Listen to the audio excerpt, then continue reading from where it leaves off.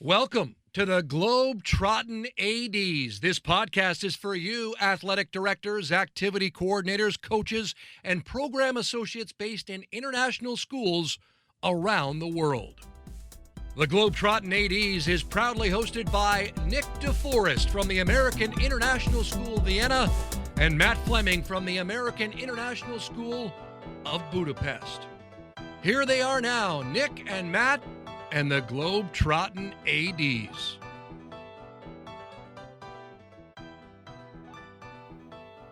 Hello, everybody, and welcome to this week's podcast of the Globetrottin ADs. Today, our guest is Gordon MacLelland. Gordon is a certified teacher with a sports science degree, and he's also the director of sport in the UK for the last 15 years and has worked with schools in New Zealand. So he's got an international background, which he'll happily share with us today. He is also the founder of Working with Parents in Sports, WWPIS, which has a website and a blog spot. You can find out more information, and he's going to share about that with us today. So I'm going to throw it over to Nick, and we'll get started with the show. All right. Thanks, Matt, and welcome, Gordon. Thanks for being with us today, and thanks again for being a part of the conference there, I guess, almost 2 months ago. Yeah, no problem. Great. Yeah, great to be here. Thanks for the invite. Perfect. Well, why don't you give us a bit of a, let's say, a personal profile, a bit more than what Matt just said there to get us started. Yeah, so just adding on to a little bit of Matt's there, so as well as a teacher, I've coached for over 20 years. I've coached every level from under sevens right the way through to the adult game. Predominantly in rugby, elite under 18s, and coached a couple of national sort of championship sides at under 13.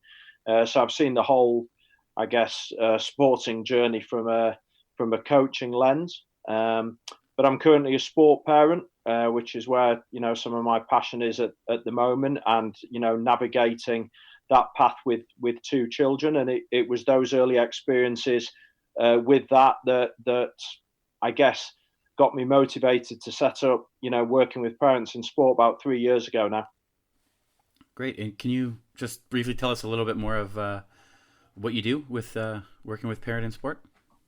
Yeah, so we work with 10 national governing bodies and clubs and schools and sports organisations all over the world, with the idea of trying to get organisations, coaches and parents to work more effectively together in the best interests of the children.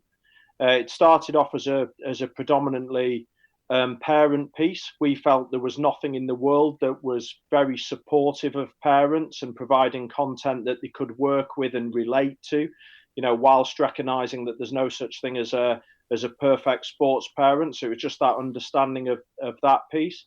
And then as it developed, it becomes very obvious that it's not just parents who maybe need to shift their behaviours. We need to look at it organisationally, and then the coach role in how we can sort of piece that all together. And we found with our coach education work around the world that, engaging with parents isn't part of coaching qualifications yet.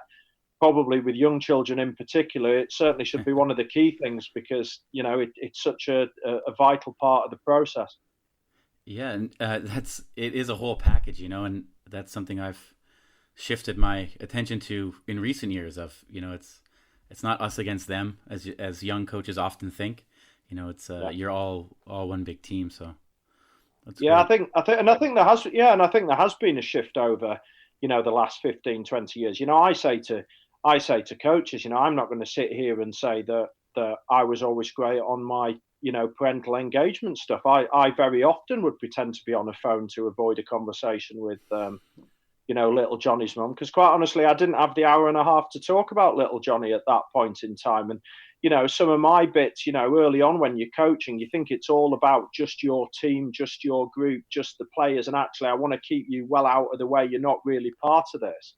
But I think sport and education, it's evolved since then. Mm-hmm. And I think having become a sports parent, I realized that there's so many negatives to having that kind of approach. So we were all growing up in systems, as you say, where that was just commonplace. But unfortunately, I think some of that's now going on. I think the world's evolved a little bit since then, or it certainly should be starting to. Yeah. So, Gordon, can you give us an idea, like, when you do your workshops and you're working with parents, what are some of the key points you're focusing on, or maybe how do you introduce the idea of what it is you're trying to get across to them? Well, I always start with a disclaimer, and it's a very straightforward disclaimer that I'm not here to preach to them. I'm not here to tell them how to parent, and I'm certainly not perfect myself.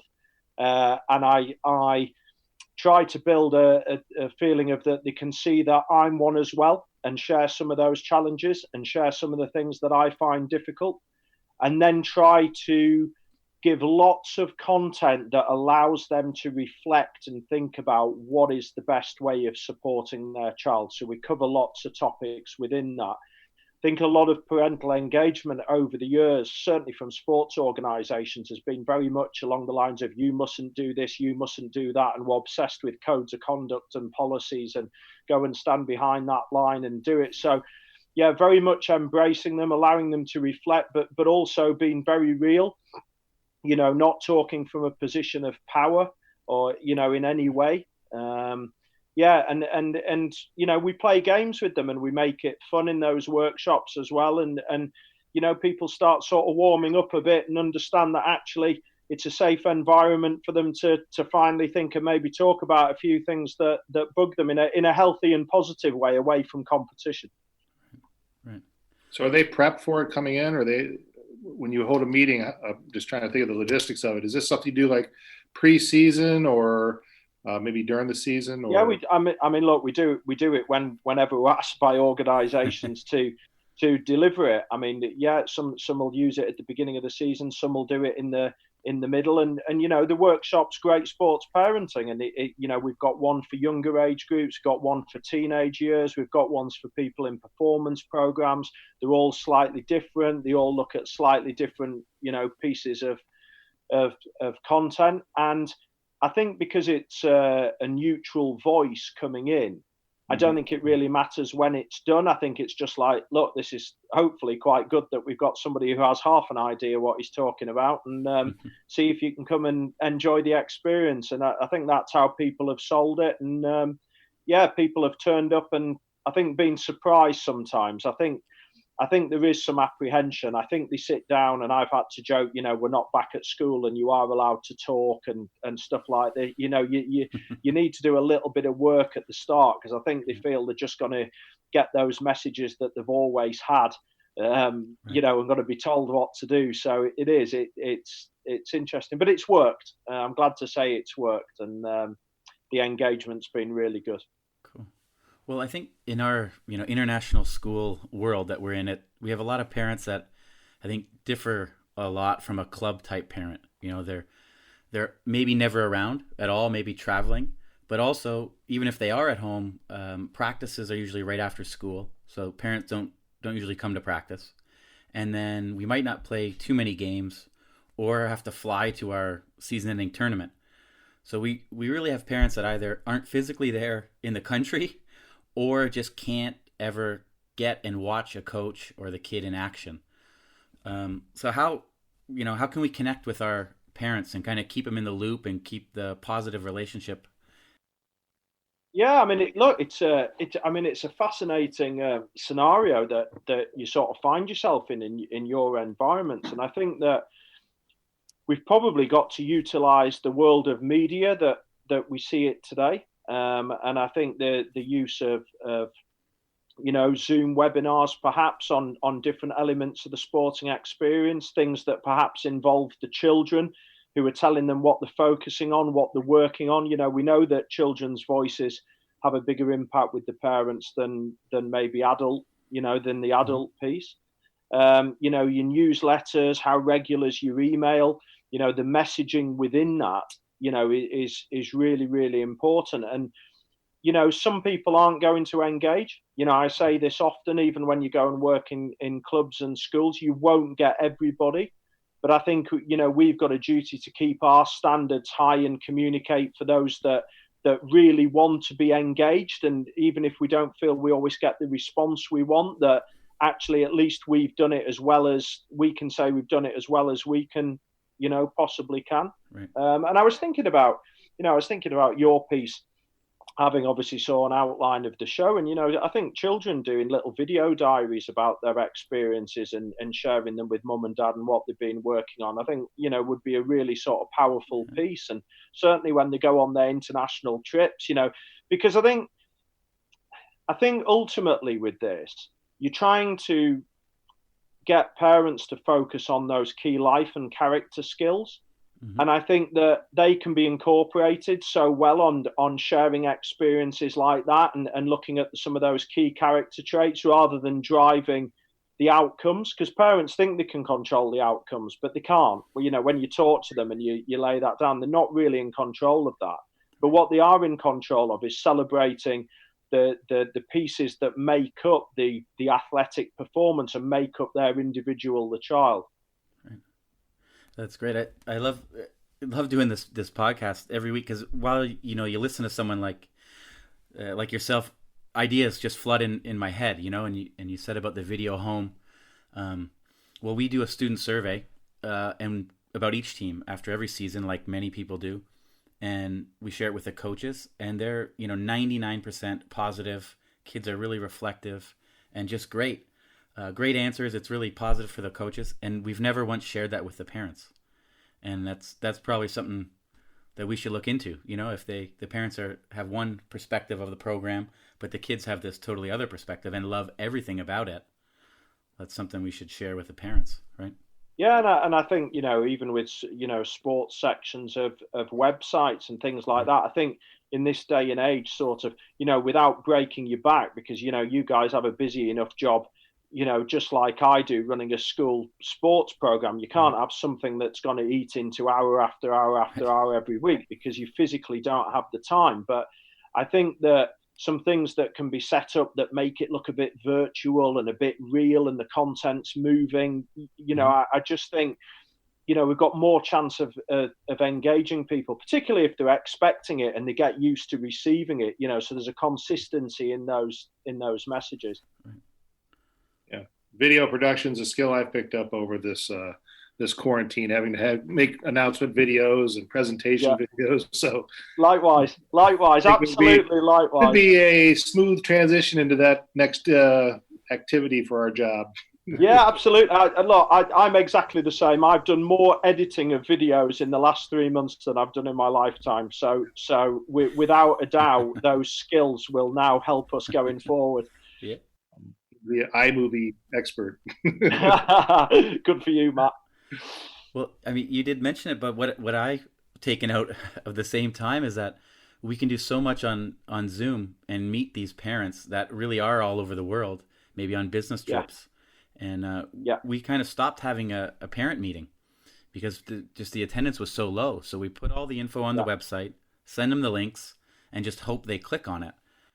But I think, we can run every season parent meeting on Zoom. I can be in my basement, and it's not a big deal. Yeah. Well, we it's interesting, isn't it? Because our model's sort of evolving and changing all the time as an organization, and we've already been signed up for huge amounts of webinars from next season.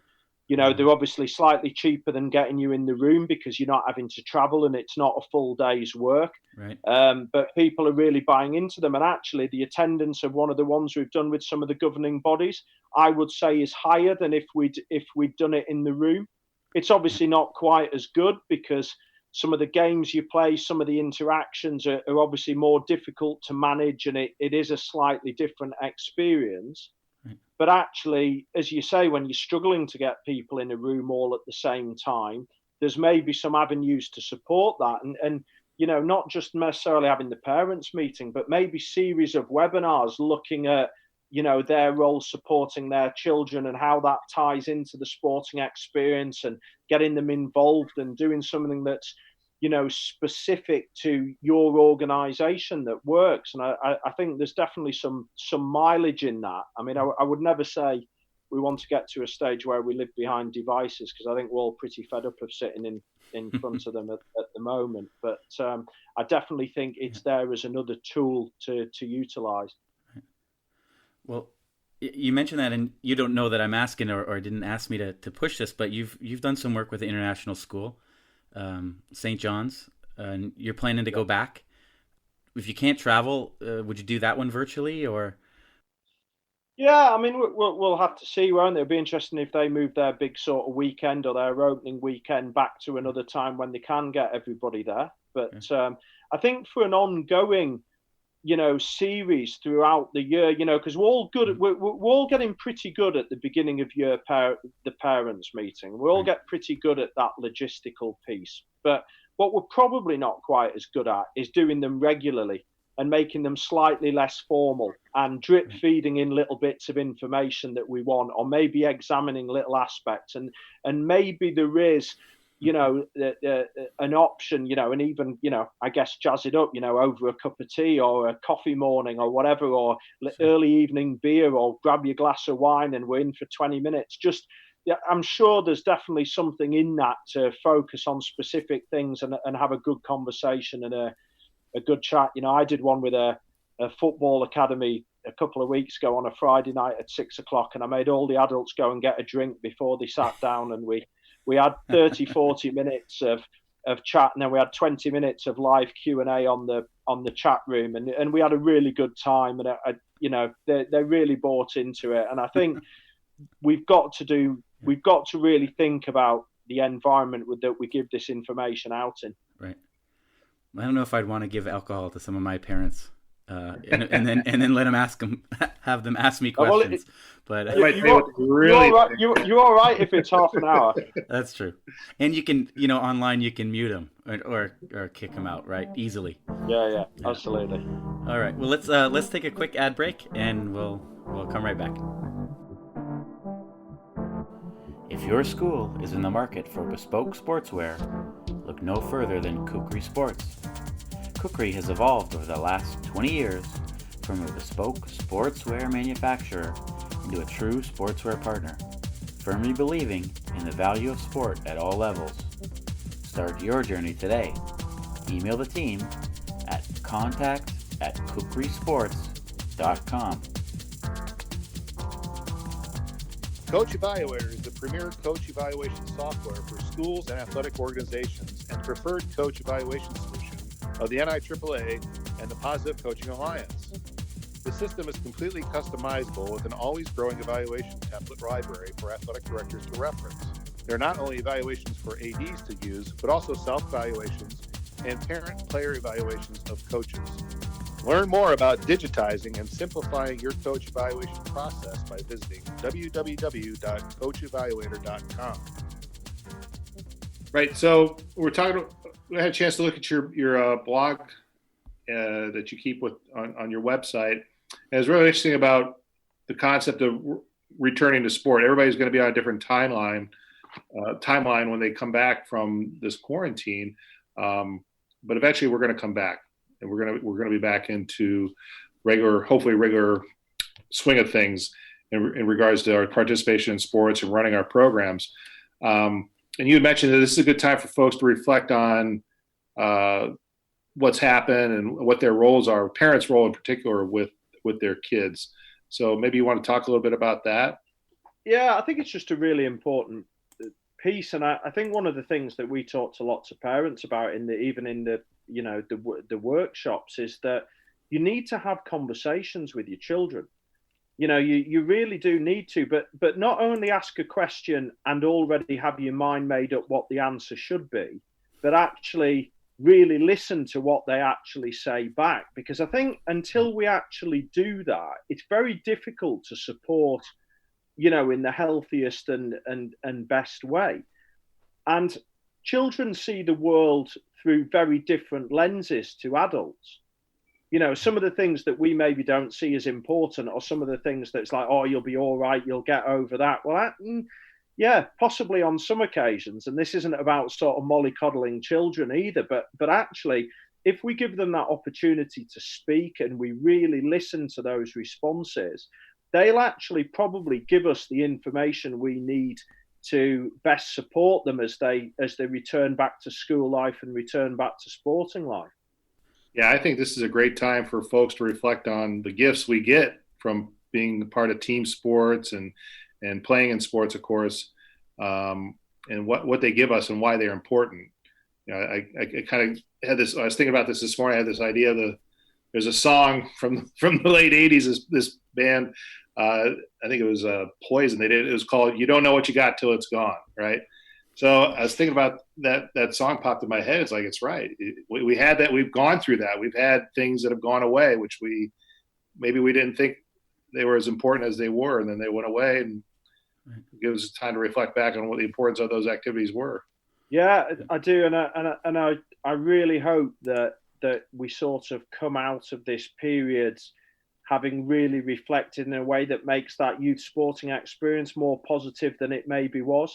Maybe realizing that some of the things that we maybe valued weren't quite as important as we thought, and maybe, what it certainly has, I think taught all of us is we're not in as much control as we think we are, and I think that, even moving forward now, we want to get people to try and control the things that we can control, and parents, it's the same with the children. We've got to park what's gone now. We've got to move on. We're trying to build confidence back in our young people, and some will be slightly nervous and slightly apprehensive. And I think that we've just got to help them manage, their week, their timings, their scheduling, their nutrition, their sleep, their exercise, all the things that we can actually control. I think we've got to have a real emphasis on that now, rather than things that actually are out of our control. Right. And like we said about having a conversation with them, because how they're feeling isn't the same as how you're feeling. You might think, hey, we're back to soccer practice. It starts next week.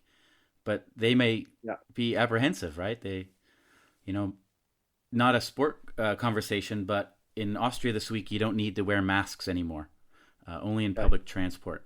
So you can go shopping without a mask after 2 months or more with them on. And my daughter didn't think that was a good idea. She wanted to wear her mask today. She's doesn't feel comfortable with the way things are, not having a mask on. So I was surprised for her to say that. I thought she'd be jumping for joy to have it off. But I guess kids can be thinking different things. They may not want to go back to everything they've done before right away. Right? Yeah, and I'm sure they are, and I'm sure there'll be lots of children with many things that will be going through their heads, and obviously that's one of them. My son's a real sort of social distance policeman. I've done it properly, but he takes it to a whole new level, and he is generally very concerned about it. Even sort of moving around, he's very, very wary. I mean, he goes beyond the 2 meters. He may as well be 20 meters at the moment. But I think that children will be nervous as well going back to sport, and I think we've got to try and build a bit of confidence back in them, and try and help them remember what were the really positive bits of the experience for them, and get them to try and remember themselves what they really liked about it when they were last doing it, and use that to help our support in terms of giving our encouragement, because I'm sure we all know that there's that awkward moment where we haven't seen anybody for ages, even if we were walking into a bar and we don't quite know what to say. There's just that, is this going to be like it used to be? And then, of course, it is sort of 10 seconds later as we've already finished the first beer. But, the children are going to they're going to have that. And, it's up to us to help prepare them for it. Yeah. My daughter plays basketball, and here for the school, and she's also played club here in Budapest, and they had their first open gym last week on last Thursday. She got to go, and I was kind of thinking about that as well, but the reality was she just jumped right back into it, and she came home and she was happy. She didn't want to go at first because some of her friends weren't going, but it was kind of like a mixed co-ed thing from the club coach, and but afterwards, she was glad she went. She really was. She was happy to get back into the swing, and she was sore the next day a little bit. I said, well, that's good. It's been a while since you really had a chance to get out and run that much up and down a floor and just be out there with other kids. So it was very positive. So yeah, and I think some children will do that, won't they? I think some children will just be absolutely can't wait. I'll just fly out here, see your mum and dad. I've had enough of being with you, and actually fly back in. And great, that's brilliant as well, isn't it? But I think it's individual awareness as parents that we better just check with our own child, because not everybody will be feeling the same way. Right. Yep. Right. Well, we'll put the link to the blog, and we don't want to this recent blog post that we're talking about that sparked this last question.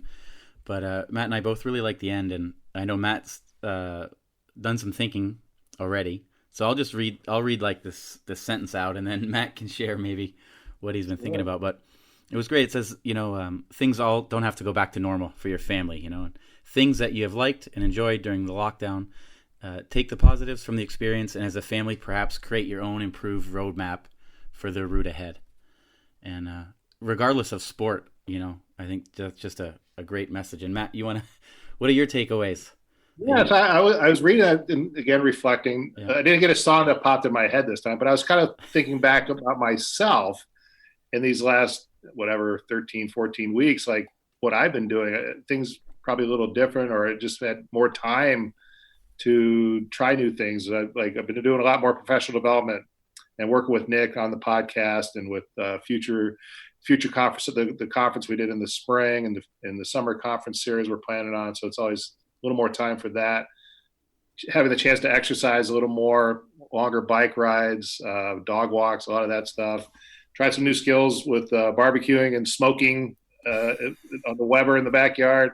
So in a way, it's kind of been a good time to kind of reset and to have that time to really re-gauge things in your life and take those opportunities to try new things and enjoy life. So it's been pretty positive for the most part. The work part's been fine. I've been taking care of all the administrative stuff I need to do for my job, and I have enough to keep me busy. I miss working with the kids. I miss seeing my coaches and all the competitions and everything, of course. But I know it'll come back. So, but that's what I thought of. I had a chance to really do a little bit of reflection on the things I've been able to take advantage of. So I'm hoping people have been doing that as well. I know it's been stressful for a lot of people, especially for probably the folks who are single or they're living in smaller environments or maybe a small apartment, something like that. So, but I think overall, if people have a chance to reflect back, I think it'll be a positive for them as we kind of make our way out of this quarantine situation. Yeah, I think it's really important that as you say, and all those things you talk about, I'm nodding away here because I'm thinking, I've been doing all the cooking, different themed afternoons every Sunday. We never have Sunday lunch when the sport's on as normal because we're already trailing around the country with different bits and pieces and, more exercise and everything's great. And I think the danger is that we're in such a rush to get back to normal, which I get because we do want to get back to normal. But actually, maybe that old normal wasn't quite as good as we thought it was. And maybe actually we need to sort of remove the 30% of the rubbish that we used to have and replace it with some of the things that we've learned during this period. I think you're absolutely spot on with that. Yeah. We even learned how to play croquet. Yeah, there you go. Yeah, absolutely. You always learn something new. I've even been shooting a few hoops. I mean, how American do I sound? I've never shot hoops. It doesn't come into the English literature, but by the time you've watched The Last Dance and your son's watching it with you, and he's made you put it out in the back garden, and we're trying to copy, those great names. I would never have had the time to sit and do all that. So yeah, it's great. Inspiration comes in many forms. Absolutely. Nick, come on, what'd you do? Just that hoops comment made me remember at the beginning there was my girls had a soccer unit in PE, and they were learning how to juggle the soccer ball on their knee to their foot, something I've never done in my life. So I was out there with them, and I was at about a 5th grade level, I think. So I was all right. I was well ahead of my 3rd grader, well ahead. But that was great. I don't know, a lot of the same things you said, Matt. It was great. I think I've connected socially with more people being home than I would have at home. Different people. We had weekly poker games with people in Belgrade and Hungary and Peru and all over the place. Something I would have never done. So that was great. Thinking school-wise and having it go back to normal, makes you think of the conferences and all the travel that we do. Do we really need to fly to, I don't know, London and Athens for tournaments when we have closer options? starting to think about things like that. If we can improve and not just do the same old stuff. Not that it was bad, or not, not that we didn't do it in a great way, but just, time to think about all those little details that we may tweak. Yeah, absolutely. Yeah. Well, we talked about you have blog on there. You blog posts on your website. You have resource sections, a couple books, right? And you do workshops. But you have a new thing coming out June 22nd. So maybe to close us off, you're getting into the podcast world. Yeah, absolutely. Yeah, no, I've finally relented. I've always wanted to try and do things differently to everybody else, and everybody always said, you'll end up doing your own podcast. It's like, no, I won't, because that's what everybody just does now. You write a book, you get a website, and then you must do a podcast. No, I'm not going to do that. I'm not going to do that. Anyway, I've put it off for 3 years, and then decided, do you know what? Actually, this could be quite cool. I go on quite a lot myself, but actually, it'd be really nice to have other people on and have conversations. So we've sort of gone right in at the top, I guess. We're only going to do a monthly podcast, and we're going to try and make sure we get a really high quality of guest. We've got 12 episodes in season 1. They're all recorded, ready for the next year. Oh, wow. We've got Denise Lewis, we've got Liz McColgan, the runner. We've got Tanny Gray Thompson, the Paralympic athlete. Mm-hmm. We've got parents of Olympic swimmers. We've got gymnastics coaches who coach Olympians but run private gyms. We've got people who run academy programs who are great with their parental engagement. So we've spread the nest. We've tried to find people who aren't always on podcasts. I always have this feeling around the world that everybody just sort of pats themselves on the back and just shares the same information with the same people. And I've just been really conscious that I wanted it to be different. Or, Denise Lewis isn't on lots of podcasts. Well, she's on the BBC, but she doesn't record lots. And actually, she'll be pretty cool to listen to rather than a different version of somebody else on podcast number 30, Yeah, for sure. That's great. So, yeah, exciting. We've got a new book. I can't say too much, but we have got a new book coming out next month as well. So, it's going to be a busy summer, but an exciting one.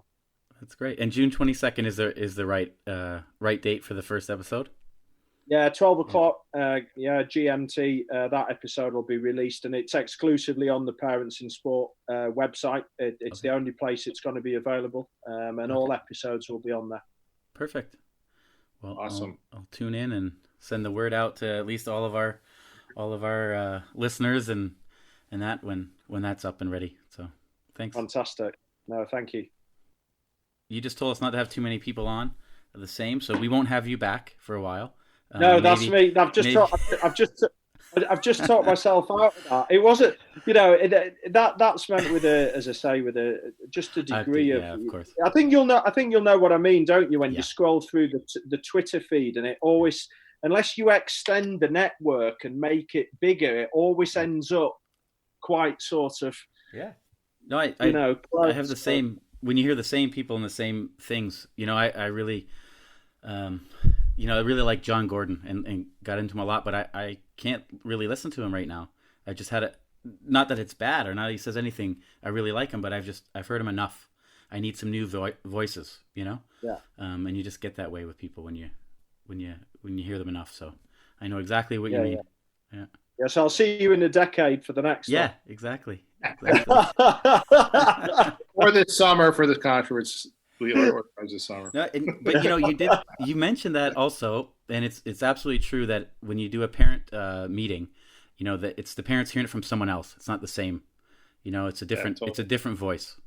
Yeah, and I think the other side to that, Nick, and it's something I say when I work with organisations, is that if you also have a neutral voice, it's different, and it's obviously different to the norm. Yeah. But actually, you find that parents give you an awful lot more information because there isn't that worry about it having a negative ramification on the child. It becomes more impersonal because you don't feel like the sort of battle lines are drawn between school and parent, coach and parent. It's just basically a group of parents having a chat. And they tend to give you a little bit more in that environment, I think, than if it was done directly by people involved with their children. That's true. A safe place to ask questions without ramifications, right? Yeah. Reminds me of a story. A former colleague of mine, he was an athletic director in the United States, and when he was there, he used to say to his parents, he'd tell them, "Go.